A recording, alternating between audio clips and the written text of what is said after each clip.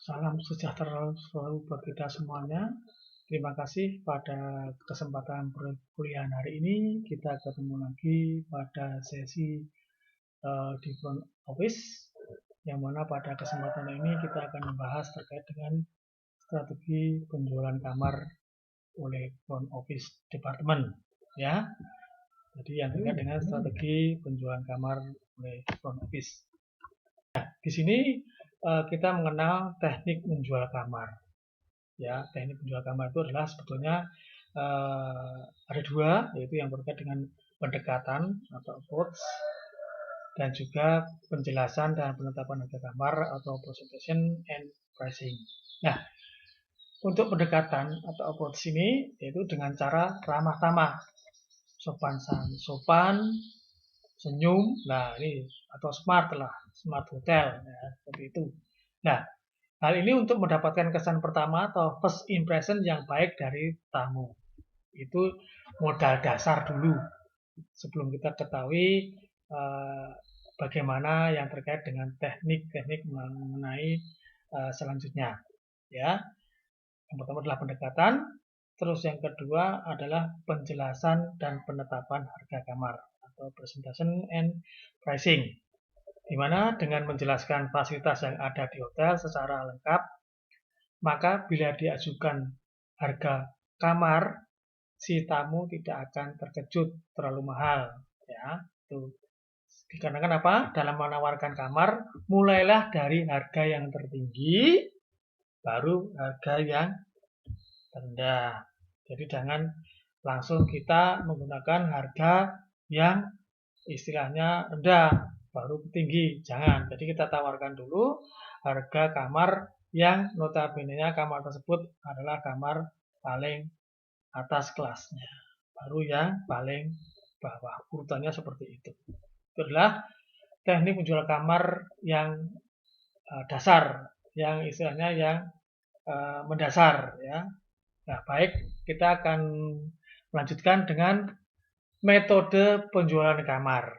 Nah, di sini untuk metode itu ada dua juga, yang mana adalah metode cross-selling dan metode upselling. Apa saja yang akan kita bahas nanti? Kita kondisikan dulu pada metode yang pertama, yaitu adalah metode cross-selling. Di sini pengertian cross-selling adalah teknik marketing atau cross-selling, yaitu mana seni menjual produk atau jasa tertentu, kemudian menawarkan produk-produk lainnya yang berbeda. Sekali lagi, saya ulangi, di mana teknik marketing cross-selling ini adalah seni menjual produk atau jasa tertentu, ya, kemudian menawarkan produk-produk lainnya yang berbeda dari produk yang kita tawarkan awal tadi. Bagaimana pemahamannya? Ya, di sini prinsipnya, ya, untuk cross-selling yaitu adalah menjual produk atau jasa A untuk kemudian bisa menjual lagi produk B, produk C, dan seterusnya pada konsumen atau tamu tersebut. Penerapan ini adalah bervariasi, tergantung daripada bagaimana kreativitas masing-masing petugas atau pemasar dalam melakukan penjualan. Ya, tergantung daripada petugas di front desk yang terkait dengan melakukan penjualan tadi. Ya, di sini intinya adalah supaya perusahaan dapat menjual sebanyak mungkin layanan jasa kamar hotel. Itu adalah cross-selling. Contohnya bagaimana? Jadi sebagai contoh, ketika Anda bepergian dan akan melakukan reservasi hotel, pihak hotel akan menawarkan produk layanan jasa lainnya. Ya, selain kamar ya utamanya, nantinya akan ditawarkan semacam katakanlah sewa mobil, atau di situ juga kita kondisikan paket wisata yang dapat dinikmati selama Anda stay di hotel tersebut. Jadi selain kamar juga produk-produk lain ditawarkan oleh pihak hotel yang bersangkutan. Itu adalah prinsip cross selling, ya. Itu adalah yang terkait menjual produk utama atau berupa kamar. Selanjutnya menawarkan produk-produk lain yang bisa dinikmati pada saat itu juga ya. Jadi nanti tujuannya adalah ini tadi ya, agar hotel itu bisa sebanyak-banyaknya di dalam melakukan suatu produk yang dijual. Ilustrasi lainnya, contoh ya, ketika Anda bepergian dan akan melakukan reservasi hotel, biasanya ini yaitu tadi ya, melaksanakan adanya suatu sewa mobil dan paket misalnya yang tadi sebagai contoh, atau juga nanti bisa dikondisikan dengan yang lainnya, semacam katakanlah di situ ada paket apa itu meeting juga, atau paket small meeting, atau juga jadi paket-paket yang lainnya yang nantinya bisa dikondisikan oleh hotel pada saat tamu tersebut stay. Apa yang dibutuhkan tamu tersebut. Ya, ilustrasi lain adalah ketika kita berada di gerai restoran cepat saji ya. Kita awalnya mungkin hanya ingin membeli burger saja. Contoh ilustrasinya. Ya, di selain hotel itu kita akan pergi ke restoran cepat saji. Pada awalnya kita membeli burger, tetapi kebetulan di sana ada beberapa produk yang menarik yang tiba-tiba menggoda kita. Jadilah kita membeli es kopi, salad, dan yang lain sebagainya. Ya, lumayan juga untuk mengenyangkan perut tanpa harus pergi ke tempat lain. Nah, itu adalah salah satu cross-selling yang diterapkan pada gerai restoran cepat saji tersebut. Jadi selain menu utama, juga ada menu-menu pilihan lainnya. Itu adalah yang paling detail. Nah, selanjutnya, strategi yang kedua, yaitu adalah teknik upselling atau strategi upselling. Apa itu? Yaitu adalah suatu teknik atau metode menjual produk tertentu agar bernilai jual lebih dengan tambahan manfaat, keunggulan, atau garansi yang dirasa lebih menguntungkan pembeli. Jadi di sini strategi upselling beda dengan strategi cross-selling tadi. Jadi kalau di sini adalah menjual produk tertentu agar bernilai lebih jualnya dan juga keunggulan daripada yang lainnya. Ini prinsipnya begini. Upselling lebih menekankan pada menjual produk yang diinginkan oleh konsumen dengan menawarkan produk sejenis ya, namun memiliki keunggulan yang lebih banyak atau lebih luas. Tujuannya apa? Agar konsumen dapat mengeluarkan uang lebih banyak untuk suatu produk tertentu. Di sisi lain, agar perusahaan bisa mendapatkan keuntungan yang lebih banyak. Gitu. Nah, ini contohnya seperti apa? Kita ilustrasikan lagi. Ya. Contoh, ketika Anda check-in pada hotel yang telah Anda pesan sebelumnya. Lalu, pihak hotel akan menawarkan Anda untuk mengupgrade kamar dengan fasilitas yang berbeda dan dengan harga yang hampir sama. Mungkin selisihnya sekitar 100.000. Ya. Dari deluxe, Anda tawarkan pindah ke eksekutif. Dengan hanya harga yang terpaut sedikit, bisa menikmati layanan yang lebih banyak dan luas dengan fasilitas yang lebih luas. Nah, itu adalah salah satu teknik di lapangannya terkait dengan upselling tadi. Nah, metode upselling di FO itu adalah petugas reservasi harus mempunyai kemampuan sales ya atau penjualan, yaitu segala jenis usaha tidak langsung dilakukan oleh reservasi untuk menjual produk hotel seperti kamar, pick up ya itu.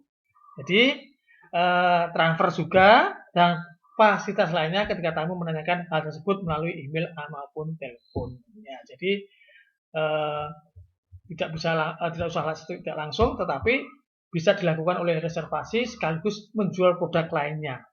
Ya, jadi tidak masuk menjual produk ini, upselling ini apa ya istilahnya fasilitas yang bisa dinikmati itu meliputi seperti kamar, bisa termasuk pick up juga, bisa juga fasilitas yang lainnya yang bisa dinikmati pada saat kita mengupgrade harga kamar yang tadinya dipilih oleh tamu, kita tawarkan di-upgrade agar tamu tersebut hanya dengan beberapa tambahan sedikit untuk nominalnya bisa lebih banyak yang didapat.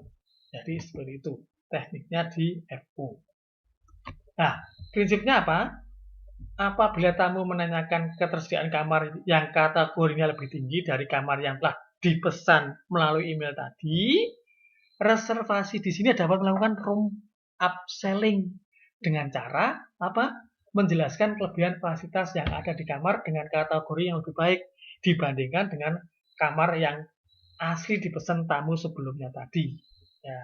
Hal ini dilakukan untuk membuat daya tarik tamu terhadap produk yang kita tawarkan.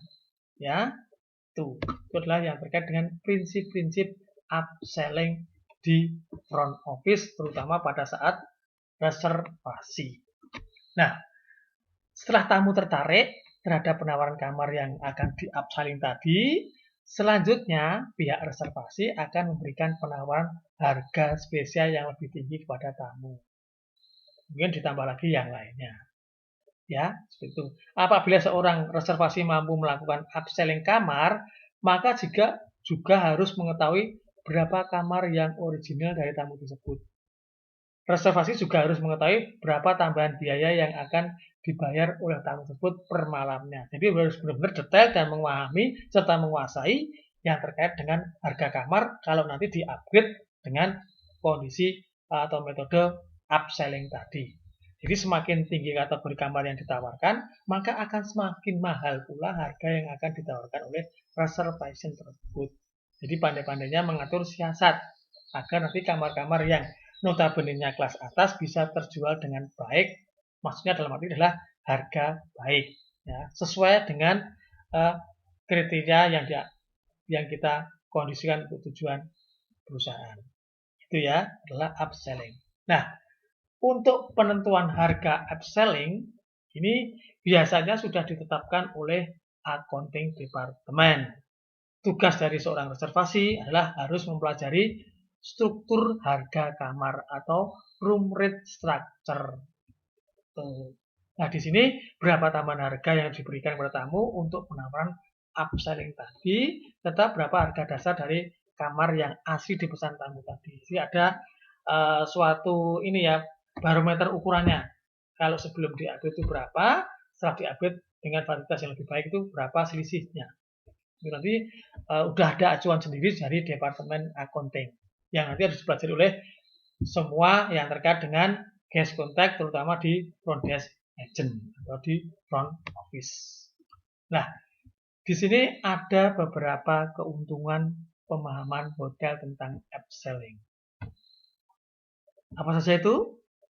Dapat meningkatkan pendapatan hotel. Jelas ya, soalnya harga apa itu kamar-kamar yang notabene-nya tinggi akan bisa terjual dengan baik dalam sisi dari kacamata harga.